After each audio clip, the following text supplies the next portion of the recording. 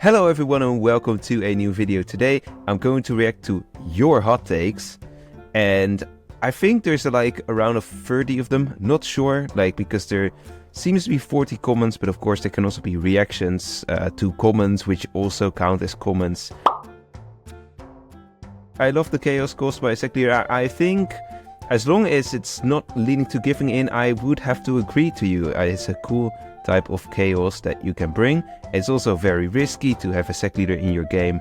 As sack leader you are quite vulnerable still, unlike zombie, and even bandits are somewhat invulnerable. I have to agree with this. They are kinda pay to win because you can easily buy rolls and roll cards with money through gems. Also roll card offers exist. They actually tackle another problem I have with roll cards. But yeah, this is the main problem of roll cards. If there's one downside of roll cards, it is the pay to win and also the gambling aspect. I think in terms of advanced rolls, it's less of a problem. Some of them are clearly more OP, like a Confusion Wolf is much stronger than a Wolf Shaman. But other than that, I think mostly are balanced. So yeah, I would say they're kind of pay to win. I think especially the perks, they are not too strong, but I definitely think the perks, especially something like player notes, they make the game so much more convenient. They make it a bit easier, but it's a lot more convenient. I would almost say if you have the perks for everyone enabled, it's going to be such a massive feature of the game. It's you can help the game almost grow because people who begin can easily start to write down stuff, They also say the free advanced rolls that you get through weekly cards, that is a good addition, and I also agree to that. Then the other one, they make many rolls unplayable, literally. For example, before the roll card update you could get Tough Guy or Avenger as RV and fix, but now you don't have the roll card. You can only play them in ranked or rotating game modes. That is another issue. I have definitely seen this debate around veteran cards as well.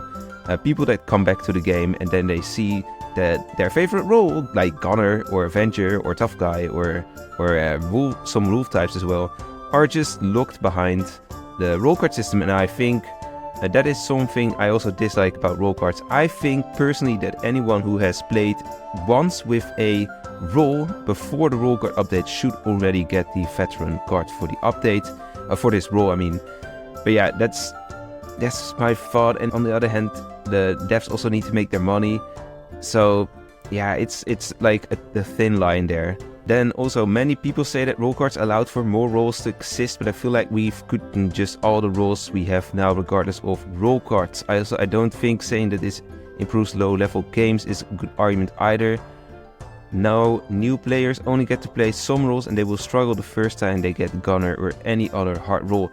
I disagree with this one though, because although they could have added most of these roles, that's for sure, the thing that roll cards provide is that new players can learn the game through a limited amount of roles, and if you don't have to learn a new role every game you play, it makes the game easier. So I definitely do disagree with this, even though I think that could have been done. They would have had so many roles, so many in rotation, so many not in rotation as well, and now a lot of them are at any moment available. You just need a roll card for it.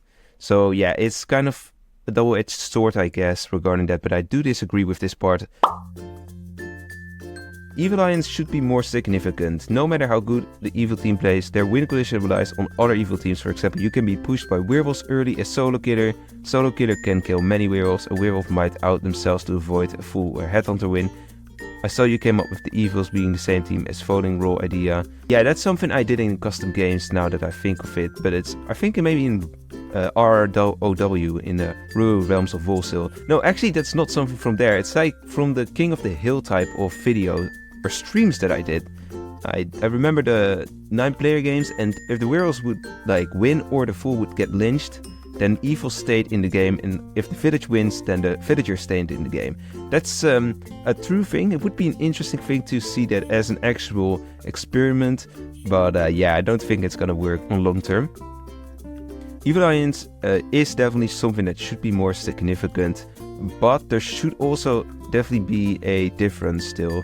But I think it should be more significant than what it is right now, because I think you only get like 10 or 5 XP. Headhunter shouldn't be a +1 to village when their target dies. I have to definitely agree with that, because that is something that is a major difference between Fool and Headhunter, and that one really just is a village buff, and the village doesn't need a buff. Sometimes it's a little bit on the weaker side, but I think games should be closer. Also, werewolves have to try harder. That's also something, especially in sandbox and in quick game. But yeah, I don't think Headhunter should be a +1 to the village either when the target dies. I think it should become like similar status to a revealed Fool, or it should get a different target if their target dies like night 1. Then it's a different story in my opinion, because then you can really not do anything about it. Then just assign them a different target, I guess. And I think if you make it like an exposed Fool, like it's not gonna be winnable anymore, but you give them an Evil Alliance win as well, or at least a bonus, then it's already worth fighting for. The werewolves or the solo killer. Every role that isn't in rank needs some changes. I am not sure which roles are exactly not in rank, but most of them definitely do need some changes. Or they should be custom and crazy exclusive. Something like Grave Robber, for example, that is the type of role that we love to see in wacky setups, but it's not balanced, and definitely also not for sandbox. And there's still people calling out that some cursed rework ideas that I think are very valid are more unbalanced than the Grave Robber. I don't know, but yeah. 2 Reviver setup is only fun if the 2 Reviver is different, e.g. Conjure plus Med or Redo plus Med. I don't know if that's a hot take either. Like, Redo Med is not gonna change too much to Med. Like, Med is the thing I have the most problems with. When it gets like significantly better is when one of the roles is a conjurer or both. But if both, then it could be also kind of OP as well. But yeah, I think there is a truth to this comment.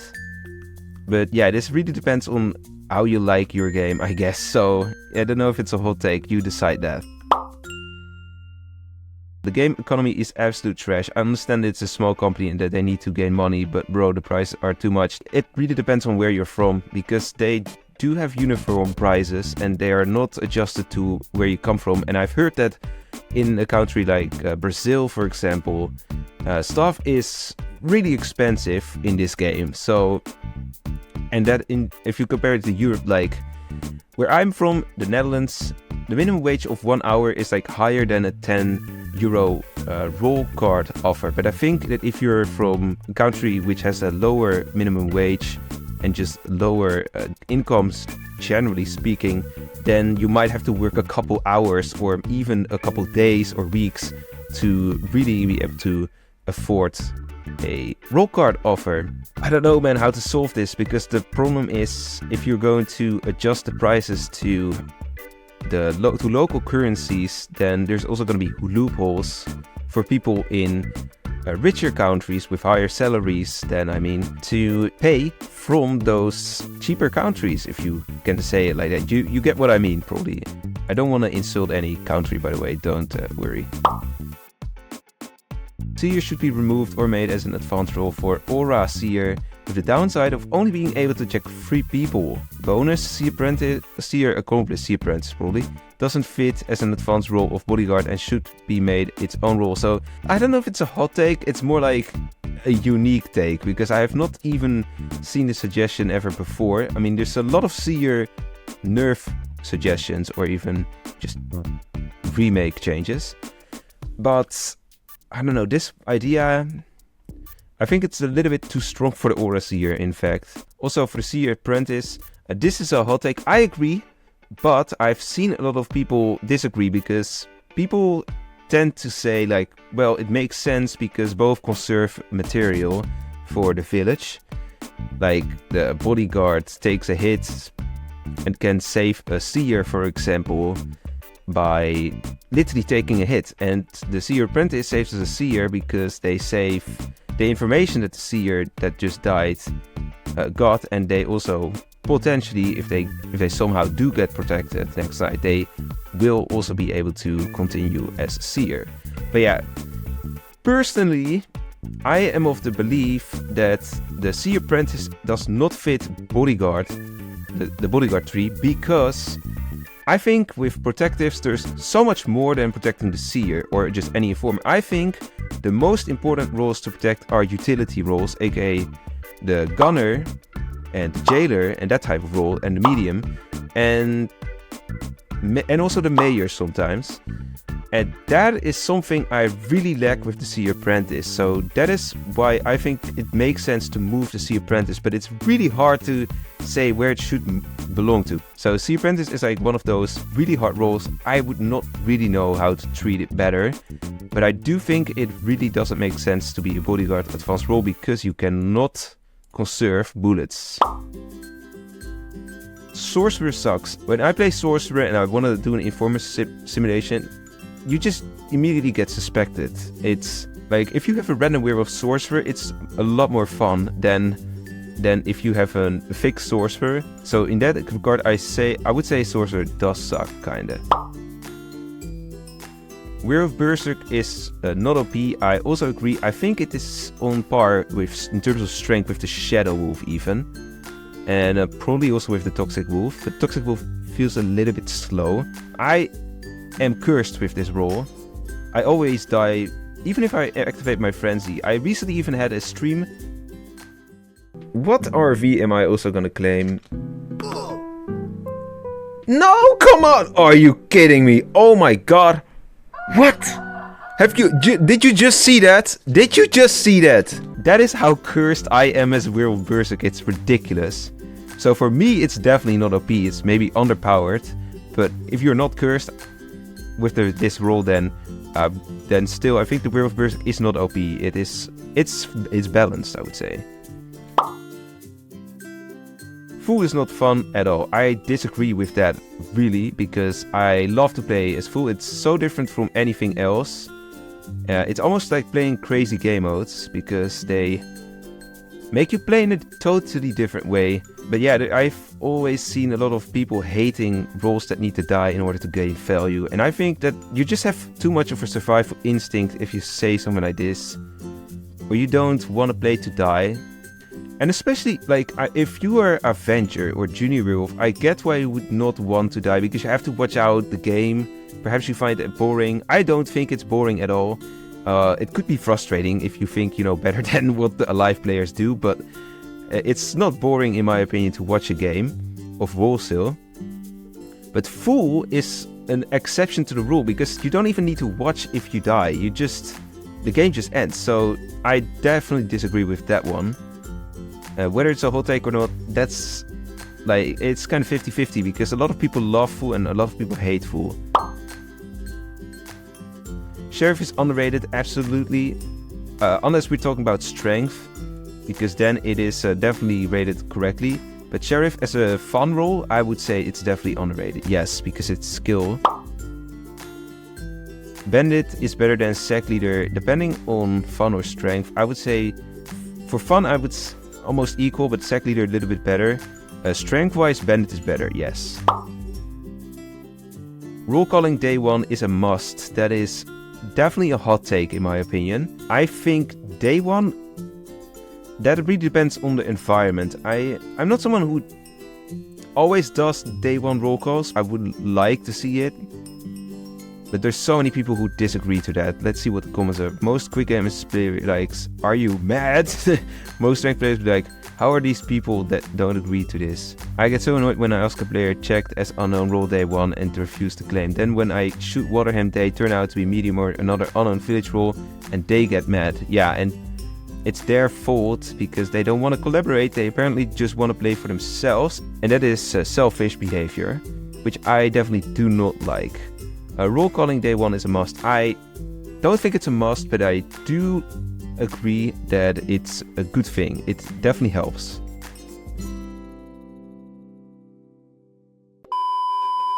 Play 2 games as Forger or Judge and you become Forger.